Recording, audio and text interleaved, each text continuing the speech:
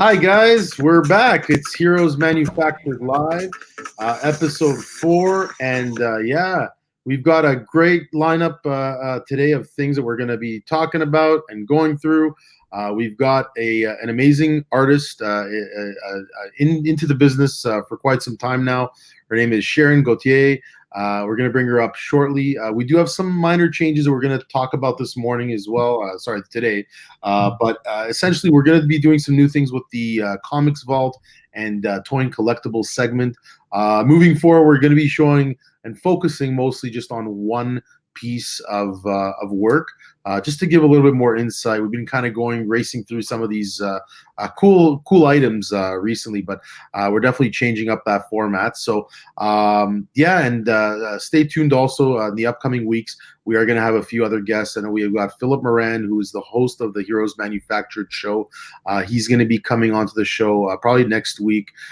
We do have a few others. I know Andrew Thomas, also, who Sharon will discuss a little bit. She's worked with him, who's part of Chapter House Comics. We're trying to bring him onto the show as well, and a few others. So we're gonna get right to it. Got a bunch of great questions here lined up today for Sharon. And if you guys have any questions, feel free to comment in our YouTube channel, which is new now. We have our YouTube channel that's come up. It's just look up Heroes Manufactured on YouTube, and you'll find all the episodes there. You could also check us out on our new Facebook group. That's been running for the last few weeks. We've got already about 300 members in a span of a few weeks. So we're really pushing that right now, guys. Check us out. Also go to heroesmanufacture.com if you want to see the new episodes, which are going to be launching around July. So we're going to get started right into it. And here we go. Sharon, how's it going?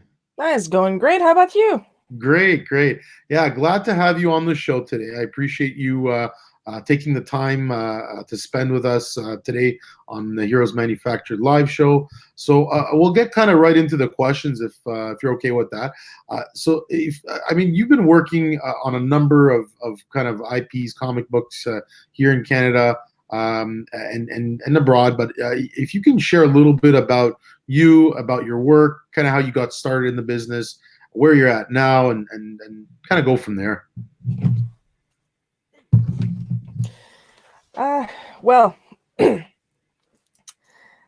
How I started, I would say that officially it would be when Davis Dewsbury, who is the writer for Auric, approached me like 5 years beforehand to work on a webcomic that he was writing. Webcomic had a little more crude humor, was called the A. Joes.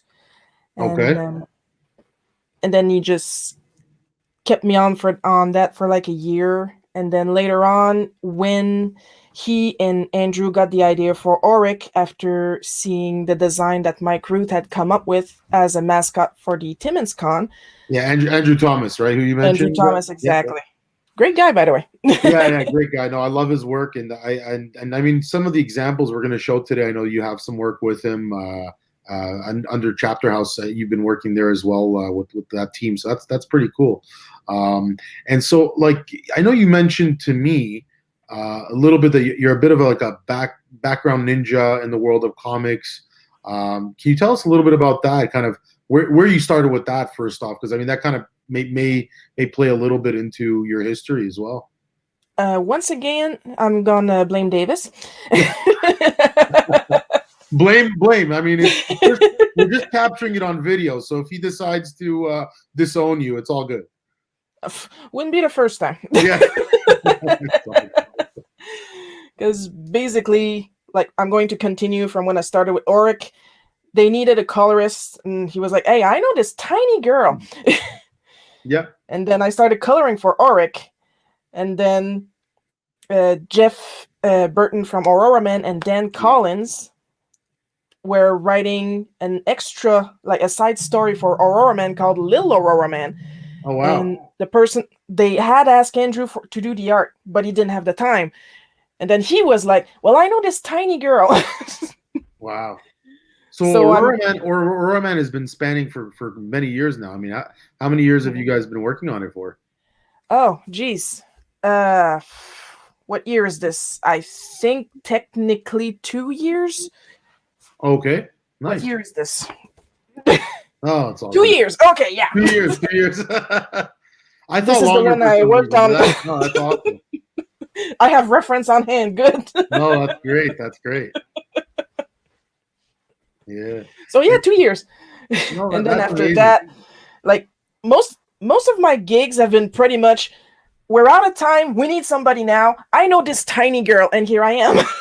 Yeah, and it's cool because I saw on your website. I mean, I did have a nice glance at it yesterday, and I looked a little the other day when you sent it to me, and I noticed you do a lot of other additional work. Like you do a lot of the coloring, the inking. You do a lot of pen. I didn't see penciling there, but I'm assuming you do that as well, right? Well, mostly on my own stuff. Yeah. Uh, on like when I work on Auric, I do the coloring. Okay. Sometimes I may edit Andrew's work just to clean up or to change a detail at the last second that Davis was like, "Oh, you should be doing this." I don't have the time. And Yeah. I fixed that. Oh, that's awesome. And so, like, with regards to doing the inking, doing the coloring as well. I mean, is there a specific format platform that you prefer to work on? I mean, do you like the traditional version of pencil, pen, and ink, or do you prefer more of the digital? And if so, like, what kind of programs? Like, what are your tools essentially like that you prefer? When I work on comics like that, I work pretty much exclusively digitally, and I use a Clip Studio Paint, which is a paint software made especially for Yeah, comics, and well, Clips is I awesome. freaking love it. I've worked with it once or twice before. It's not my way. I mean, I go old school with Procreate. I mean, it's not that old school, but I just like simplicity. But I mean, that's an awesome program. And yeah, do you use any other tools as well? Well, digitally, I have this little Switch controller right here. Oh wow, wow. It's a tab mate. It's made especially for Clip Studio, and basically you can program all your shortcuts on it. And it's been saving my wrist because I can just draw and do my stuff here instead of drawing, selecting my tool, drawing, selecting my tool. Yeah. So I mean, I'm gonna pull up some images here of some of the work that you've done. I mean, this here, for example, is the Auric of the Great White North, Yes, and that's through Chapter House, I believe. that's true. What's Or it am I called? Great I'm North making that up, Comics. right? There we go. Because I was thinking True North, but it's Great North. Sorry. Sorry. Well, sorry. The publisher for Auric again? Great North Comics. It's Great North self-published Comics. Yeah. basically by Davis, Andrew, Josh, and me. Yeah, I think I could have got confused with the labels there because I know they're both like red labels, so I don't know why I thought that. But my apologies to you and the crew about that. No, But no. With the with way I work regards with to, so many I people, mean, it's Andrew perfectly Thomas, understandable. yeah, yeah, and I mean, I see Andrew Thomas worked on that, but you did the that cover on the homage for the TMNT. Yes, That's amazing. That's that was done I love digitally too. that. Thank you. So yeah, tell And us a little bit about that. I mean, how you got into Auric. well, basically, they were looking for a colorist, Yeah, and Davis was like, "Well, I know this tiny girl." yeah, yeah. But I guess And then, did they specifically want the homage for the TMNT, or was that your inspiration? oh, let's see. I'm trying to think. Uh, I think it was Davis's idea. Oh, okay, cool. No, I mean it really does look like the Four Turtles.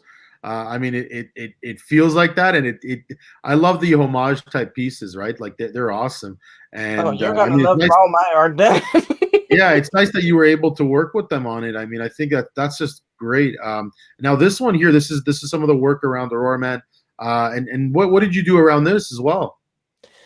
Well, with Auroraman, it's a little bit more quote unquote because I did the art and the cover for issue 4, as we can all see here. But I am also the one who came up with the design for Auroraman. Oh, nice.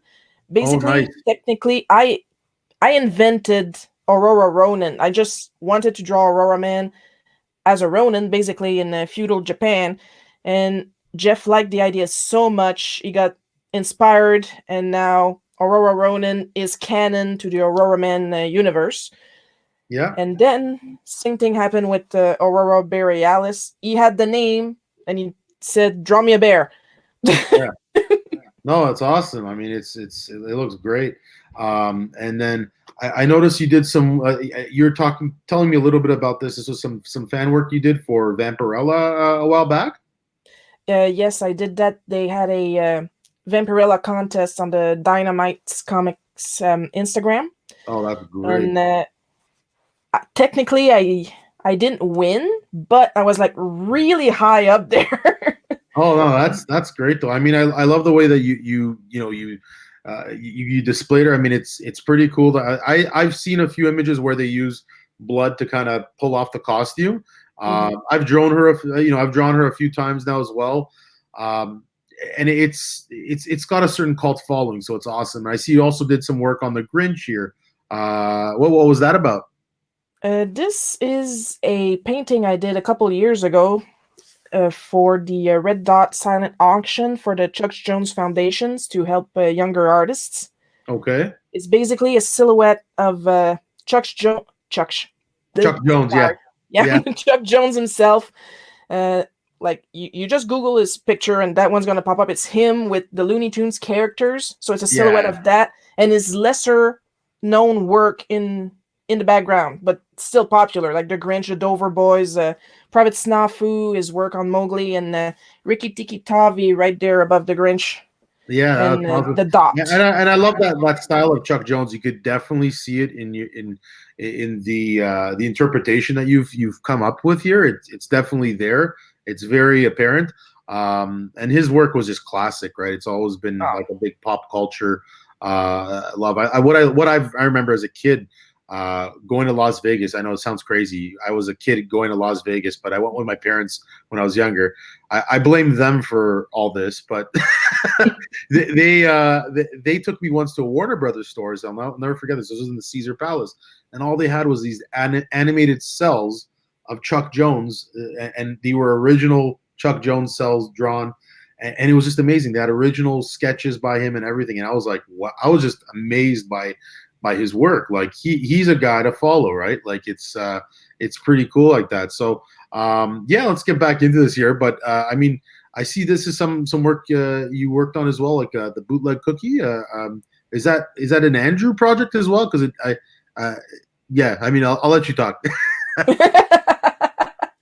Bootleg Cookie is my own webcomic that updates every Friday. Okay. Basically a slice of life. I'm telling some funny stuff that happens to me. Oh, that's awesome. And so we can check it out on tapas.io. Mm-hmm. Awesome. And Webtoon Canvas. I mirror it for whichever website the reader will prefer.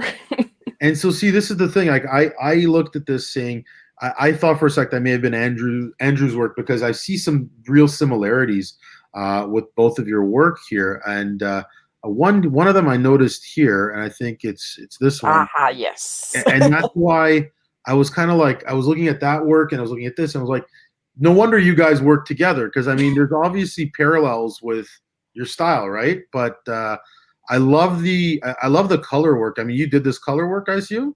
I did all the color work. Snow Day, Andrew, he did the line art, but the other two, I did the line art. Wow. And I did my best to emulate his style of kid art, I could say. And it's awesome. And you know what? It reminds me of, like, I've seen it kind of, at times it reminds me of like Scotty Young. But it also has, like, I've seen some books, and I don't recall the artist's name, but I've seen like little DC superhero kid type books. I know because I've got two girls who I may bring onto the show soon, by the way, to help me unbox some of these things, give us some YouTube popularity. We'll see how that goes. But they love that stuff, right? They love the kids art. I mean, have you been like, I'm sure you're familiar with TCAF here in Toronto and that scene of kind of young artists working on children's books as well? Not really, and really? Oh wow! It's because here's what's going on, okay? Yeah, no worries. I live in a very rural area, and it's very Wow. expensive for me to travel. Yeah. Oh, I hear you. Like, I I hear know you. what TCAF is, but I don't know the details.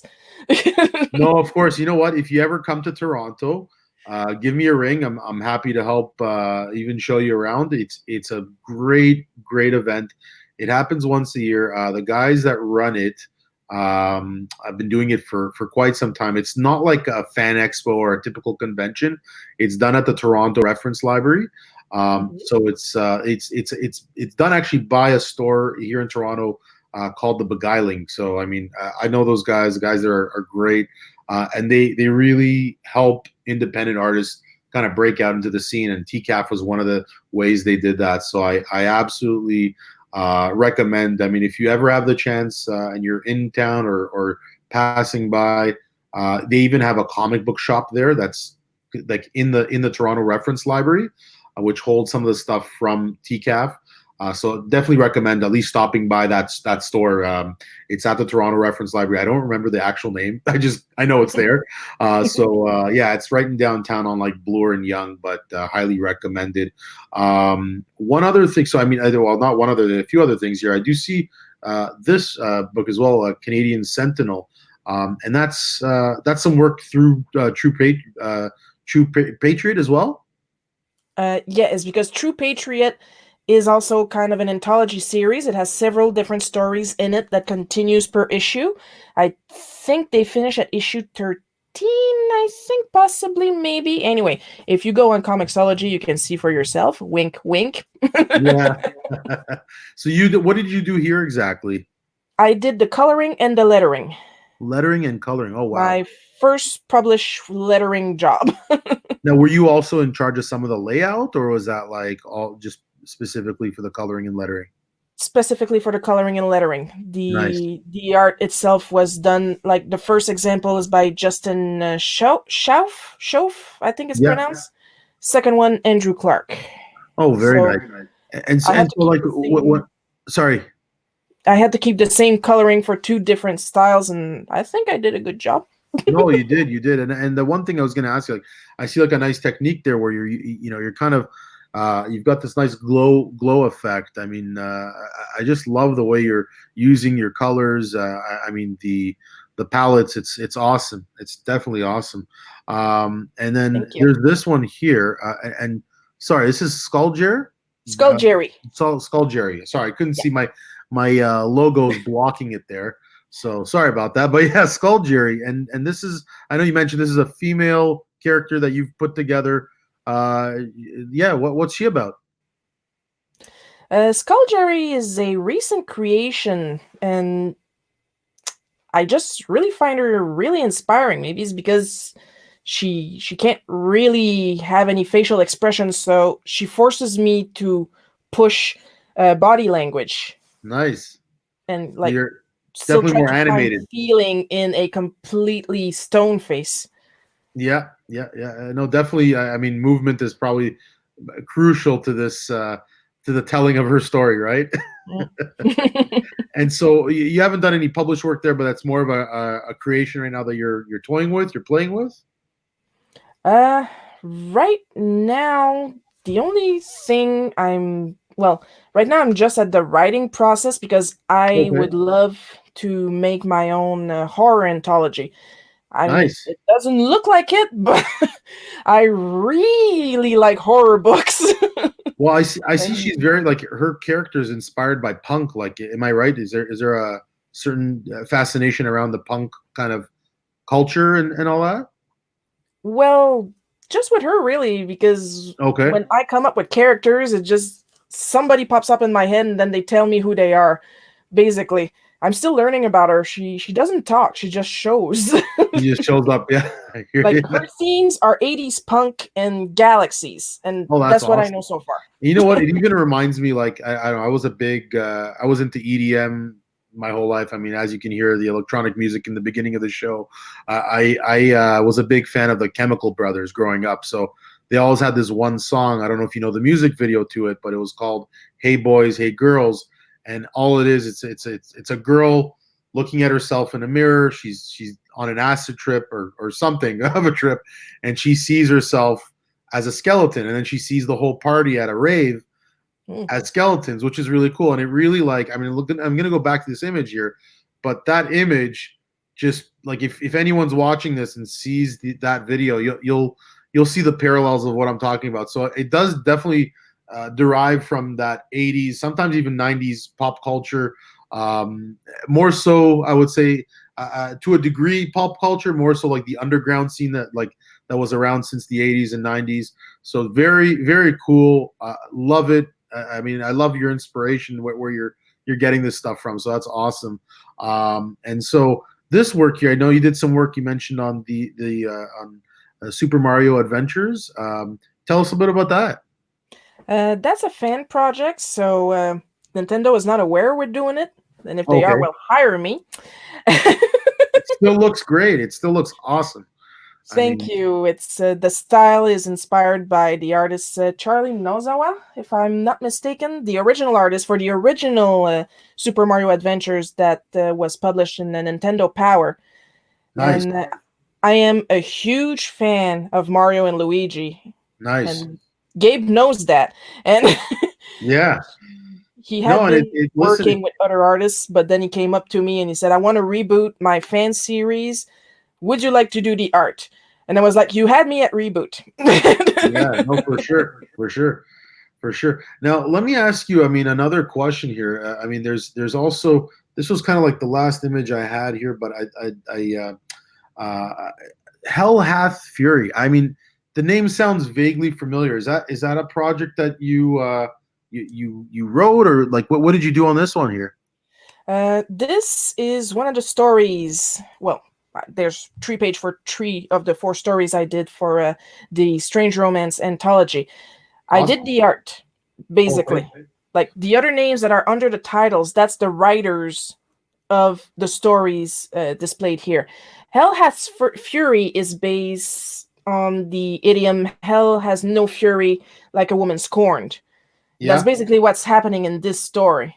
It's these 2 adventurers shown here in the very prominent middle panel that are bringing back a wooden effigy of a devil goddess who is apparently the wife of the sorcerer who commissioned them to do so, and stuff happens. Oh And no, they're I'm not sure. happy. And so this is part of Adam Prosser's work, who was actually on our show a couple of weeks ago. So and so you said there's also the Monarch of Dreams and Lifetime Supply. These are 2 other works that are in that as well.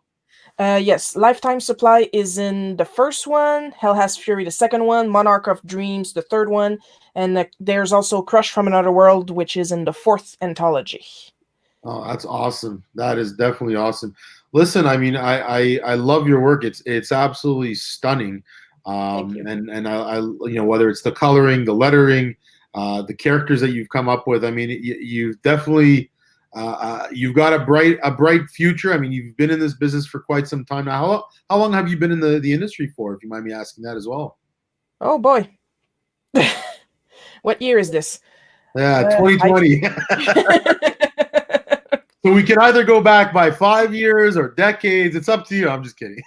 I would guess maybe a decade, A decade. roughly, Okay, give so or 10 take, years, 10 if years in the not business. more. That's cool. That's cool. And so, What year is this? Okay, 2002. Okay, maybe oh further wow. than Okay. Yeah. that. Oh wow. So My do first you, published book, the oh wow, yeah, Amelia's you Diary. mentioned that to me via email. That was beautiful. You mind showing that a little bit closer? Sure. Yeah, this and It's it can. very old art, so Wow, no, it's still beautiful art. I mean, it's got a very a classic kind of a way of drawing it. I mean, I definitely enjoy that. One other thing, there's a couple other questions I kind of had for you here, Sharon.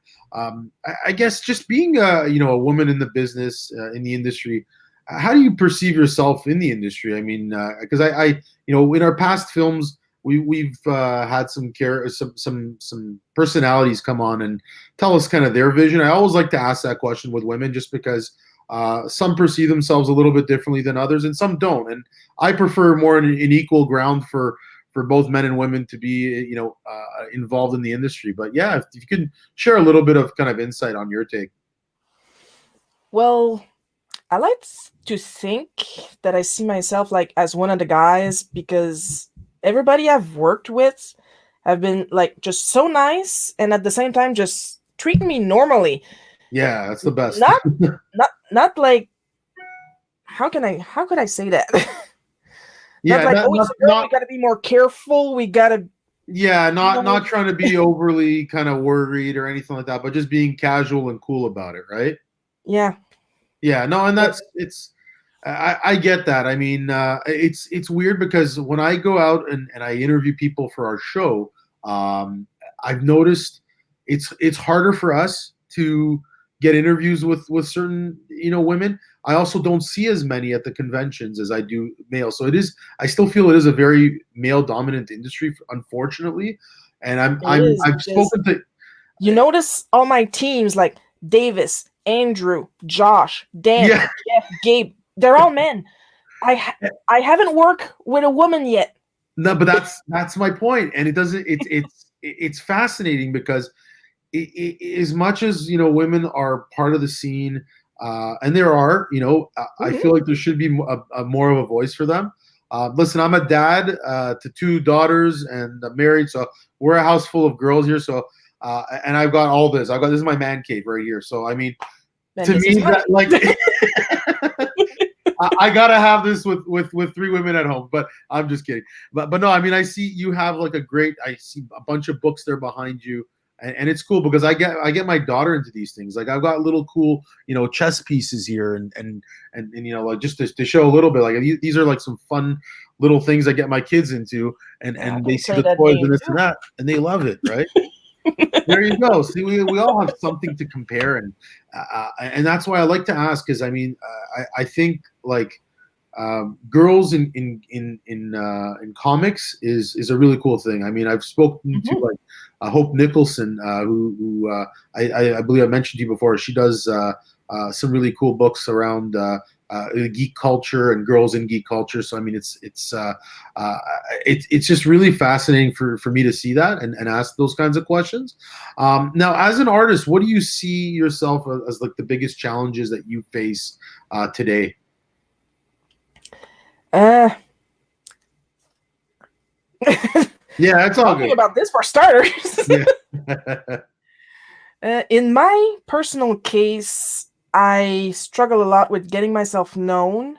Okay. Because, like I said, I'm a background ninja. What I like to do is just sit down and work. Yeah, I don't talk much. So do you find it? Do you find it challenging though to find specific work as well at times, or do you find that you get a consistent flow? I have a little trouble with finding work too, but that may be related to the previous questions because a lot of people would tend to gravitate more towards male artists because sometimes they see my name and they think, oh, she must only draw cute stuff. Even if I'm like, look, here's a bloody skull. Yeah. I can draw anything you want. Yeah, no, and I noticed that. Like it's cool. I mean, I listen, and that's why like we want to bring more people on the show, like yourself here to help inspire that voice as well and bring some, just solid inspiration. I mean, I'll say it again. I mean, it's awesome to have you on the show. And like, what can we expect from you in the near future? Are there any titles that you're working on, anything like that specifically? Well, oh shoot, hang on. No worries. Sorry, I thought I turned off my screensaver, but apparently I didn't. It's all good. No worries at all. Kind of caught me by surprise.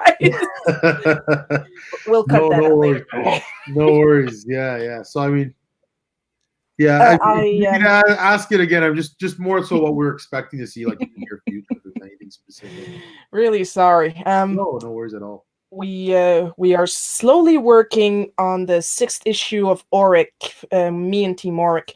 We're kind of hoping to finish it in time for Timmins Con, which was pushed back to the weekend of the 26th and the 27th of September. Sorry, that's which that's with Jeff, you said, or? Oh no, that's with the Auric team: Davis The Auric team. Dewsbury, Sorry, Andrew yeah, Thomas, Josh Rose, and myself. yeah. No, that's awesome. For Timmins Con, which, like I said, it's has been pushed back to the 26th and the 27th of September. The 26th of September happening to be my birthday, so I hope I Nice. get to make it. Well, happy pre-birthday, I guess. But yeah, and I know Mike Ruth has also worked on Auric. I know he's another name that's been involved. Have you worked with Mike before? uh, well, I've talked with him. Oh, nice. He's a nice guy. Oh, he's an awesome guy. Yeah. Because what he does usually is he does an alternate cover for each issue, and Nice. he's an absolute sweetheart. Oh, yeah, he really is. He's in Mm. our first. He's in the original documentary too, and he shares some really insightful, tips, but also life tips too, which is really cool. So, yeah, no, that's awesome. Listen, I look forward to it. Thank you for coming onto the show today, Sharon. Thank you for having me. Yeah, we'd love to have you back as a guest down the road. We're going to have a lot of guests coming up in the upcoming weeks. So we'll say bye for now, Sharon. Take care. You too. Yeah. So we're gonna get back right into it, guys. We're gonna get into our regular segments here after the show. So we're gonna start off with the comic vault. As I mentioned, we're gonna focus today on one item. This is a specific book that I like to introduce by J. Scott Campbell. If you guys are fans of his, I love his work personally. I mean, I think he's really unique in the way that he does his work. I mean, some people think it's a little Barbie dollish, this, that, but I've always been a fan of his work, and I feel like there's a lot of really unique artists that have stemmed from him. Humberto Ramos, who we mentioned a few weeks back, with some of his works on Comics Vault, is definitely I can find there's some inspired work or similarities, however you want to look at it. But this is a book. It's called Time Capsule. It's the art of and career of J. Scott Campbell from 1994 to 2004. And what I love about this book is it really gives you kind of the basic history dating back to the 90s and kind of where he grew over the years. So here, I'll show you some more pages here. But what's really cool about it is he shows you some really cool penciling work, some inking work as well that he's done over the years.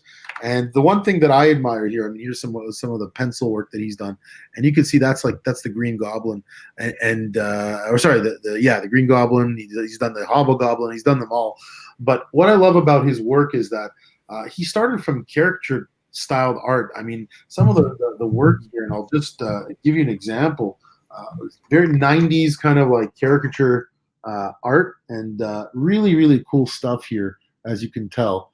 But it's absolutely incredible. So if you want to pick up a nice little time capsule book explaining the history of where he started, what he's been inspired by over the years, it's a great read.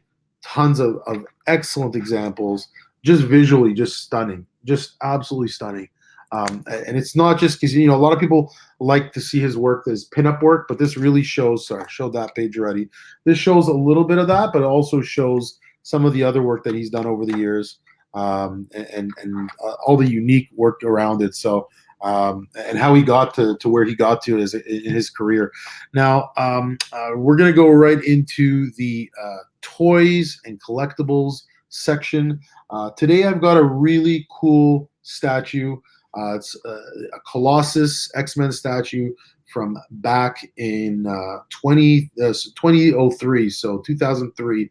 This was made. You can still find these, I'm sure, online if you Google it, if you eBay it.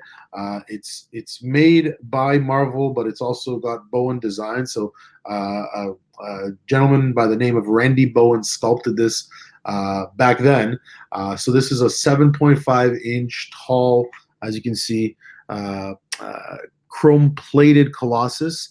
It's ready to display, as they say, although not so ready, because you'll see in a moment. It is strictly limited. They're limited to 4,000. So as you can see down there, 4,000 in total. This is 1175 of 4,000 that are made out there. So again, it is a rare item to look for, but if you want to check it out, let's open it up and take a quick peek here. So I like to see how these things are kind of put together, but what I love about this one is it's pretty tall. It's not like a a small dinky little statue. So there's the statue itself, all chrome plated Colossus. If you love this version of Colossus, I personally do. I think it's awesome. He's all like, to me, Colossus is always. I always felt like he was inspired by Arnold Schwarzenegger in the '80s. It's got a little base, nice little X-Men base. You just attach it on, like so, and voila, you got a nice little Colossus from the '90s, chrome plated, as I mentioned. And again, it's 7.5 inches tall. So I mean, if you're looking at, like, for example, these chess pieces, I like to make a nice comparison. You can see a much bigger display statue here for you. Really cool. So there's a nice little up close look at that. And definitely, if you can find this online, get it, because it's well worth the money, and well worth the statue itself. So yeah, I mean, that's it for today. And next week we do have a few other really cool guests coming on board. I won't spoil it for you guys, but happy to have you come check it out. Check out our website. Again, expect the new show to come out sometime this summer. We're looking at July right now. I know that a lot of the cons aren't actually actively working due to the coronavirus, due to the pandemic. So we're trying to really push this show out there for anyone who misses the cons, who misses misses just seeing people and being part of the whole geek culture and pop culture and all that, and all the comic books and artist alley. I mean, this is a way to explore new artists in the industry, in the business, and get to see them on a TV show. Also here on the live show, but we're really trying to push that now. So definitely check us out this summer, 2020. It's going to be awesome. So thanks for coming on to the show again, Sharon. We appreciate your time. And yeah, look forward to seeing you guys soon. Take care.